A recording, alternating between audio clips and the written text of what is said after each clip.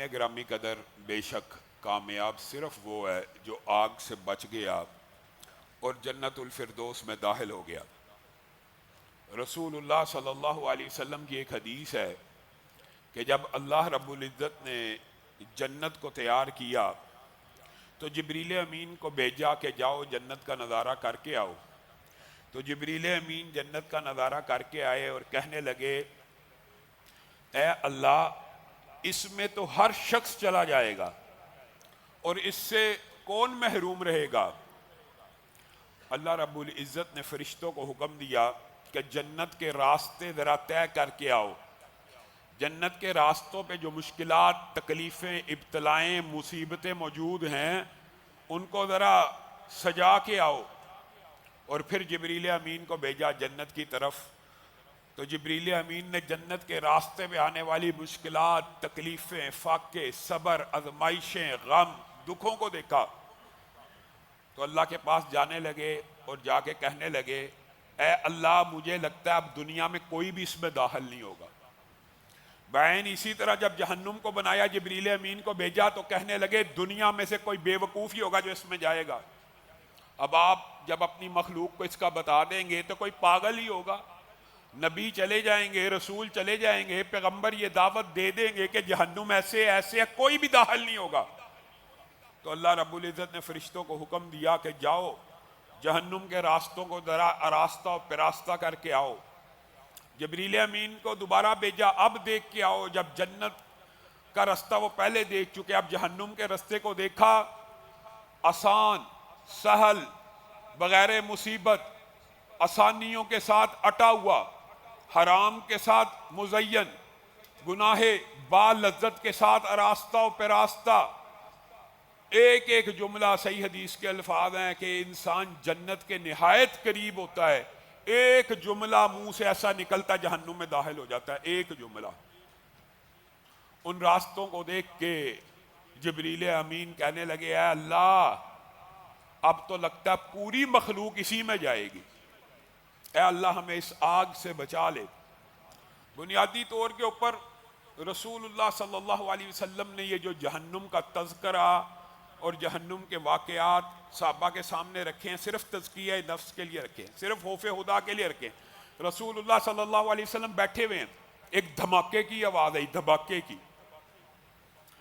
رسول اللہ صلی اللہ علیہ وسلم نے صحابہ سے پوچھا، پتہ کس چیز کی آواز ہے؟ کہا ہمیں نہیں علم۔ کہا اللہ نے تمہیں سنانے کے لیے، اور بنیادی طور پہ حدیث بھی وہی ہے، تو اللہ نے پوری دنیا میں اور کائنات میں یہ پیغام دینے کے لیے ایک منظر کو، ایک آواز کو افشا کیا ہے۔ یہ 70 سال قبل جہنم کے ایک حصے میں پھینکا گیا ایک پتھر تھا، جو اب اس کی تہ پہ لگا ہے تو آواز آئی ہے۔ اور رسول اللہ صلی اللہ علیہ وسلم صحابہ کو جہنم سے اس طرح ڈرایا کرتے تھے، صحابہ خود بیان کرتے ہیں جیسے آپ صلی اللہ علیہ وسلم وہ عذاب دیکھ رہے ہیں۔ اسی لیے رسول اللہ صلی اللہ علیہ وسلم نے فرمایا، یہ جو دنیا کی آگ ہے یہ 70واں حصہ ہے جہنم کی آگ میں سے، اور دنیا کی آگ میں ہی سورج بھی شامل ہے۔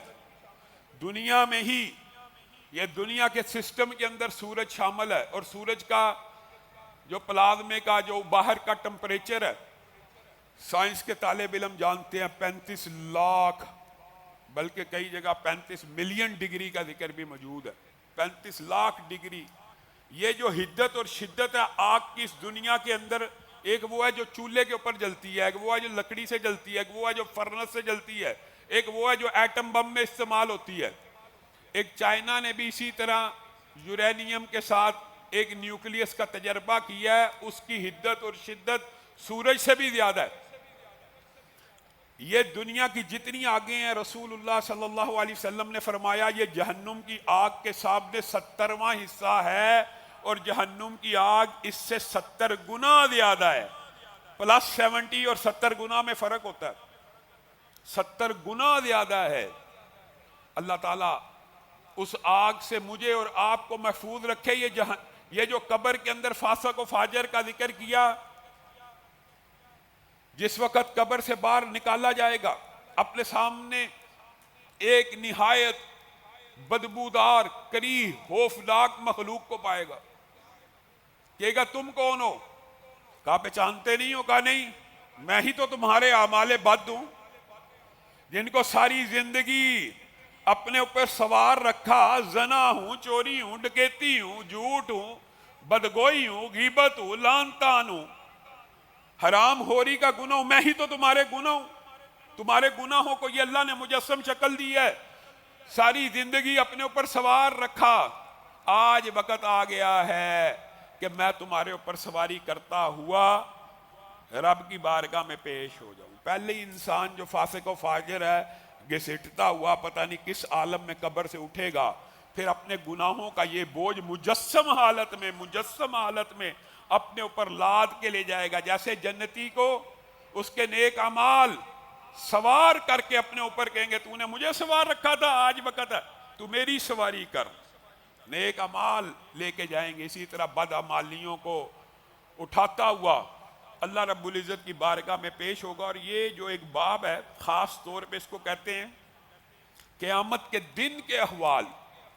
اس بارے میں مولانا عبد الرحمن، مولانا اقبال کیلانی کی ایک کتاب ہے قیامت کا منظر اور قیامت کے دن کے احوال۔ اگر آپ چاہتے ہیں اس بارے میں ڈیٹیل مطالعہ کرنا، ہمارا موضوع چونکہ جہنم سے ریلیٹڈ ہے، اس کی صرف ضمنی ہم تذکرہ کریں گے۔ جو اس کی تفصیلات چاہتا ہے، قرآن بڑا پڑا، قرآن پاک میں دو موضوع بڑے تفصیل سے بیان ہوئے ہیں، بڑے تفصیل سے، ایک قیامت کے دن کا منظر، ایک جہنم کی ہول ناکیاں، ایک قیامت کے دن کا منظر اور جنت کے نظارے۔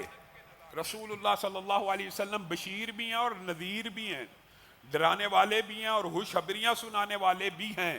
قیامت کے جزیات کو بھی جنتیوں اور جہنمیوں کے حوالے سے قرآن پاک میں بہت تفصیل سے بیان کیا گیا ہے۔ حتیٰ کہ رسول اللہ صلی اللہ علیہ وسلم سے جب صحابہ نے پوچھا کہ آپ کے اوپر بڑھاپے کے اثرات نمودار ہو گئے ہیں، تو رسول اللہ نے خود کہا تھا مجھے سورہ ہود نے، سورہ نبا نے، سورہ مرسلات نے، سورہ کویرت نے بوڑھا کر دیا۔ اس میں کیا ہے؟ اس میں قیامت کے بعد احوال ہیں، اس میں جہنم کے بعد تذکرے ہیں۔ وہ اگر آپ ان کو سمرائز کریں، یہ طویل باب ہے۔ اذا زلزلت الارض زلزالها القارعۃ ما القارعۃ هل اتاک حدیث الغاشیہ وجوہ یومئذ خاشعہ عاملۃ ناصبہ۔ یہ اگر آپ 30ویں پارے کوئی ترجمے سے پڑھیں تو آپ کو قیامت کے بہت سے احوال کا، 29واں 30واں پارہ، بہت سے احوال کا آپ کو اندازہ ہو جائے گا۔ اس کو یوم العاصفہ اور یوم الرجفہ اور اس یوم کے حوالے سے بے شمار باتیں، اور اس کے اندر یہ بھی باتیں ہیں کہ چہرے اس دن غبار آلود ہوں گے، ترہقھا قطرہ، اور چہروں کے اوپر غم ہوگا۔ وجوہ یومئذ مسفرہ بھی ہوں گے، ضاحکۃ مستبشرہ بھی ہوں گے، ووجوہ یومئذ علیہا غبرہ، غبار آلود ہوں گے۔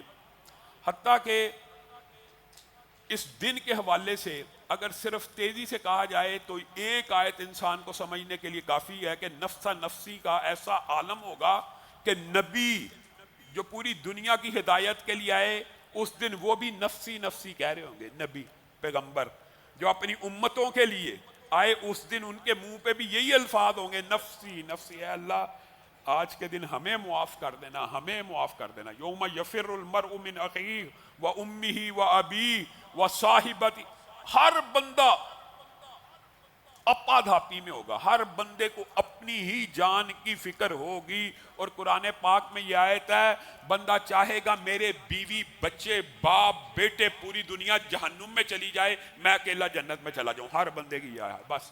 یعنی انسان اس طرح خود غرضی کا شکار ہوگا۔ امی عائشہ جب یہ بات پوچھا کرتی تھی نا رسول اللہ صلی اللہ علیہ وسلم سے، اسی لیے بلاغ بھی کر دیا، کیا بغیر کپڑوں کے اٹھائے جائیں گے؟ تو رسول اللہ صلی اللہ علیہ وسلم مسکرا اٹھے، اس دن کپڑوں کی ہوش ہوگی؟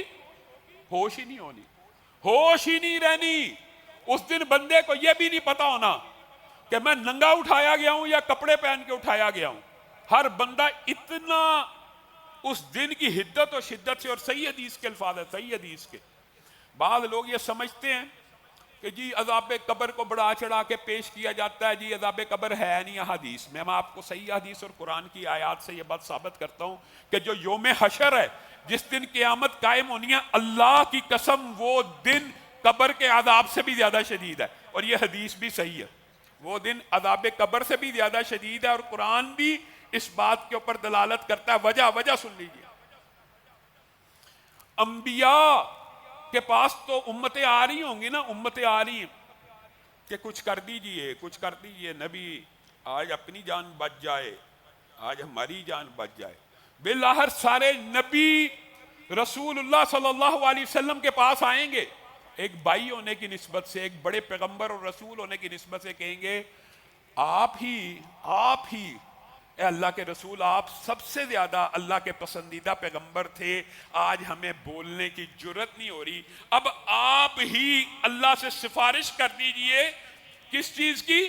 حساب کتاب شروع ہو جائے، لوگ اس حشر کے دن کی شدت سے اتنا تنگ آ جائیں گے کہ نبیوں کو کہیں گے ہمیں جہنم میں چاہے ڈالنا ہے اللہ ڈال دے، لیکن حساب کتاب شروع کر دیا جائے، کوئی نتیجہ نکل آئے، کوئی پتہ لگے ہم نے کہا جانا ہے۔ یہ دن اتنا ہولناک ہوگا، سوا نیزے کے اوپر سورج ہوگا۔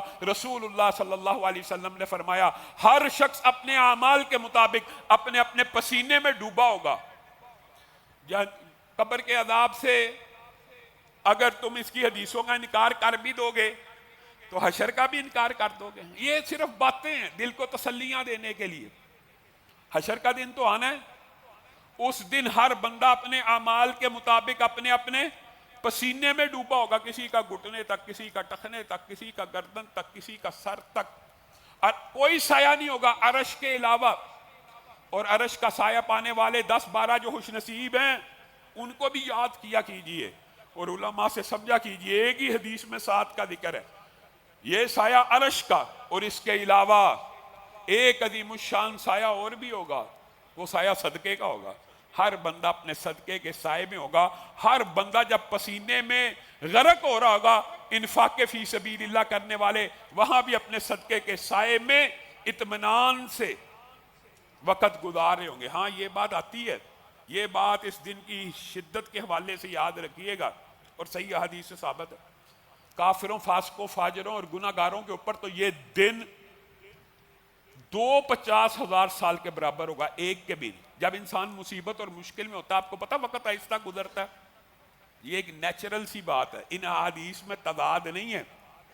50,000 سال کا دن 1,00,000 سال کے برابر اس کو لگے گا، اور بندہ مومن کو یہ 50,000 سال کا دن، صحیح حدیث کے الفاظ ہیں، ایک دن کے برابر لگے گا جو اطمینان میں ہوگا۔ لیکن اس دن میں جانے کے باوجود نیک بندے بھی آپا داپی میں ہوں گے، نیک لوگ بھی آپا داپی میں۔ جب نبی کہہ رہے ہیں نفسی نفسی، اور اس کے بعد ایک اور کیفیت رسول اللہ صلی اللہ علیہ وسلم نے بیان کی ہے کہ اس دن کی شدت اور حدت سے نیک لوگوں کی کیفیت زکام جیسے، اس دنیا میں آپ کو زکام کے بعد جو فیلنگ برین پہ فیل ہوتی ہے نا، جب نزلہ زیادہ بہتا ہے تو انسان کا دماغ جس کیفیت کا شکار ہوتا ہے، نیک لوگوں کو اللہ تعالیٰ اس دن یہ کیفیت دے گا، اور برے لوگوں کی جو کیفیت ہوگی اس کا میں اور آپ ادراک اور شعور بھی نہیں کر سکتے۔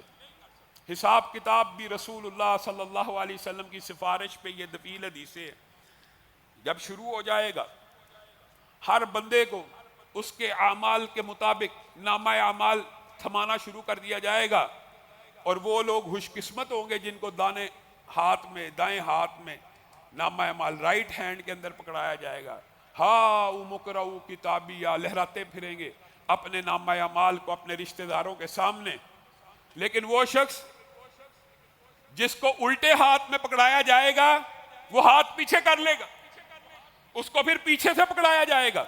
آپ کو یہ قرآن کی آیتوں میں جو 2 باتیں نظر آتی ہیں، یہ تضاد نہیں ہے، یہ ہم نے سمجھا نہیں۔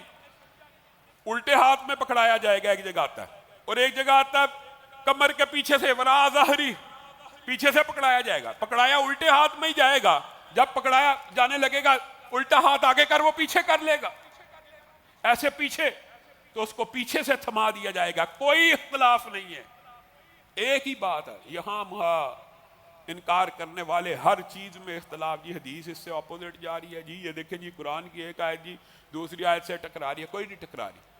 جب الٹے ہاتھ میں پکڑایا جائے گا تو وہ ڈر کے، گھبراہٹ کے ساتھ ہاتھ کو، یا لیتنی لم اوت کتابیہ ولم ادری ما حسابیہ، یا لیتہا کانت القاضیہ ما اغنا عنی مالیہ ہلک عنی سلطانیہ، اے کاش یہ نامہ اعمال مجھے دیا ہی نہ گیا ہوتا، اور مجھے یہ پتہ ہی نہیں تھا حساب ایسے ہونا ہے، ایسے ہوتا ہے حساب، ایک ایک لمحے ایک ایک پل کا حساب ہونا تھا، اے کاش میں مر جاتا، موت کے بعد مجھے زندہ ہی نہ کیا جاتا، موت کے بعد مجھے اٹھایا ہی نہ جاتا، ماغنا انی مالیہ، اتنا جو میرا مال تھا کوئی کام نہیں آ رہا، ہلاک انی سلطانیہ، میں وزیر اعظم تھا، میں صدر تھا، میں ڈی آئی جی تھا، میں ایس ایچ او تھا، میں حاکم تھا، میں مقتدر تھا، کوئی چیز میرے کام نہیں آ رہی، خذوہ فغلوہ، جس وقت وہ یہ اعلان کرے گا اللہ کا بھی اعلان آئے گا، خذوہ فغلوہ ثم الجحیم صلوہ ثم فی سلسلۃ ذرعها 70 ذراعا فاسلکوہ، خذوہ، پکڑو، پکڑو اس مجرم کو، جکڑو اس مجرم کو، کس میں؟ زنجیروں میں، کون سی زنجیروں میں؟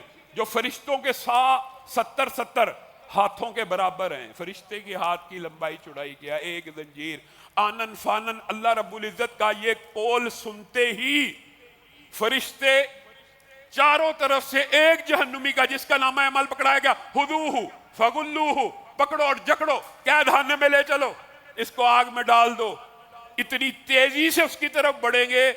اس کی تشریح میں مفسرین نے لکھا ہے کہ کوئی عذاب نہ ہوتا، صرف اس کو پکڑنے کے وقت چاروں طرف سے جو اللہ کے فرشتے ٹوٹیں گے، یہی عذاب کافی ہے، ٹکا بوٹی ہو جائے گی، اور زنجیروں میں جکڑ کے باندھ کے جہنم کے سپرد کر دیا جائے گا۔ جہنم کے 7 دروازے ہیں، 7۔ یہ موضوع طویل ہے، مختصر کر کے آپ کے سامنے رکھ رہا ہوں، اور جنت کے 8 دروازے ہیں، وہ بھی اللہ رب العزت کی رحمت کے اوپر دلیل ہے۔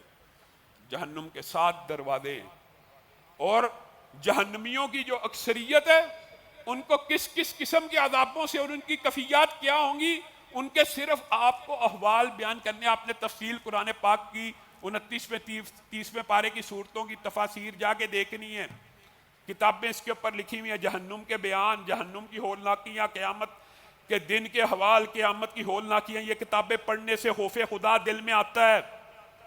رسول اللہ صلی اللہ علیہ وسلم نے جو موٹی موٹی باتیں بیان کی ہیں اس حوالے سے، جب بھی جہنمی کو جہنم میں ڈالا جائے گا، سب سے پہلا کام اس کے جسم کی قد و قامت کو تبدیل کر دیا جائے گا۔ وہ تبدیل کیوں کیا جائے گا؟ جیسے جنت میں قد آدم ہے، حسن یوسف ہے، اخلاق محمدی ہے، عمر عیسیٰ، ہر جنتی 33 برس کے قریب عمر میں جنت میں داخل ہوگا، اور اس کا قد آدم جیسا ہوگا، اور اس کا حسن حضرت یوسف جیسا ہوگا، اور اس کے اخلاق نبوی کی طرح ہوں گے۔ اسی طرح جب جہنمی کو جہنم میں ڈالا جائے گا، اس کا قد، اس کی شباہت، اس کا جثہ، آپ بتائیے عقلی طور پہ کس کے جیسا ہونا چاہیے؟ کس کے جیسا ہونا چاہیے؟ سبحان اللہ، بالکل ابلیس کی طرح ہونا چاہیے، شیطان کی طرح ہونا چاہیے، جس کی پیروی کیا، اور یہی صحیح احادیث سے ثابت ہے، جسم کو بڑھا دیا جائے گا۔ بڑا کرتے کرتے کرتے کرتے کرتے صحیح احادیث میں آتا ہے، ایک آدمی کی جہنم میں بیٹھنے کی جگہ ایک آدمی کی مکہ اور مدینہ کے مابین فاصلے جتنی ہوگی، مکہ اور مدینہ کے مابین۔ اسی لیے یہ باتیں ان کو ایسے لگتی ہیں، یہ دیکھیں جی منکرین حدیث نے تو ہر چیز کا انکار کیا، لیکن قرآن کا بھی کر دیا۔ ایک جہنمی کی دانت کی کیفیت، جب جسم اور بیٹھنے کی جگہ بیان کر دی، آپ خود سوچ لیجئے یہ بڑھایا کیوں جا رہا ہے، آپ کو یہ اندازہ نہیں ہے۔ اس کو بڑھانے کی مقصد اور غرض و غایت یہ ہے کہ جتنا سرفیس ایریا کسی چیز کا زیادہ، انسان کا بھی اتنی زیادہ تکلیف محسوس ہوتی ہے، یہ بات یاد رکھیں، اتنے زیادہ ریسیپٹرز ہوتے ہیں، اتنے زیادہ درد کو محسوس کرنے والے ریسیپٹرز ہوتے ہیں۔ ایک دانت احد پہاڑ جتنا، ایک دانت جہنمی کا احد پہاڑ جتنا ہوگا، تو اس کے جثے کا عالم کیا ہوگا۔ اسی لیے رسول اللہ صلی اللہ علیہ وسلم نے فرمایا تھا، کان سے لے کے کندھے تک جہنمی کی 70 برس کی مسافت ہوگی۔ کس جانور کی یہ علم نہیں ہے، لیکن ابو ہریرہ سے جب یہ حدیث سنی، صحابہ تو حیران رہ جاتے تھے، اور جب وہ بیان کرتے تھے کہ کان سے کندھے تک 70 برس کی مسافت ہوگی، یہاں پہ خون کی اور پیپ کی نہریں چلیں گی، صرف کان سے کندھے کے درمیان خون کی اور پیپ کی نہریں چلیں گی. تو ایک تابعی نے آگے بڑھ کے ابو ہریرہ سے پوچھا نہریں چلیں گی؟ حضرت ابو ہریرہ نے کہا میں نے رسول اللہ کا صحیح شاید مفہوم آپ تک نہیں پہنچایا، نہریں نہیں وادیاں چلیں گی. اتنی بڑی وادیاں کہ ان میں انسان اپنی کشتیاں چلا سکے گا ایک جہنمی کے لیے. اور اس کی جلد کے بارے میں صحیح حدیث ہے 42 ہاتھ، یعنی آج کل کے دور میں 63 فٹ موٹی جلد کر دی جائے گی. کس وجہ سے؟ ریسپٹرز کی وجہ سے، جلانے کی وجہ سے. اس آگ جس کا کھانا یا ایھا الذین آمنوا قوا انفسکم واہلیکم نارا وقودھا الناس والحجارہ، جس کا کھانا پینا انسان اور پتھر ہیں، تو انسان کو بھی اتنا موٹا تازہ کر کے اس کے اندر ڈالا جائے گا، اس کی جلد کی موٹائی 63 فٹ کے برابر ہو جائے گی. اور پھر اللہ تعالیٰ خود اس کیفیت کو بیان کرتے ہیں قرآن پاک میں، کلما نضجت جلودہم بدلناہم جلودا غیرہا. جب یہ 63 فٹ کی جلد جل جائے گی تو آٹومیٹک ریسپٹر ختم ہو گئے، درد کا احساس کرنے والی ساری چیزیں تو جل گئیں، اب درد کیسے ہوگا؟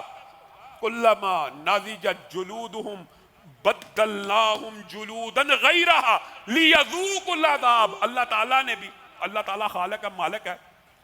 آج ڈاکٹر اور میڈیکل سائنس اگر اس چیز تک پہنچ گئی ہے کہ جلد جل جائے تو درد کے اکثر معاملات جلد کے اندر ریسپٹر ہوتے ہیں. اللہ تعالیٰ قرآن پاک میں کہہ رہا ہے جب ان کی جلدیں جل جائیں گی اللہ تعالیٰ نئی جلدیں دے گا، اور اس کا مقصد اللہ نے بیان کیا ہے تاکہ وہ نئے سرے سے عذابوں کو چکھیں، دوبارہ عذابوں کو چکھیں. ایک دفعہ جلد جل جانے کے بعد اگر بندے کے ذہن میں خیال آ رہا ہے اب تو درد ہونی ہی نہیں، نئی جلد دی جائے گی تاکہ دوبارہ نئے سرے سے عذابوں کو چکھیں.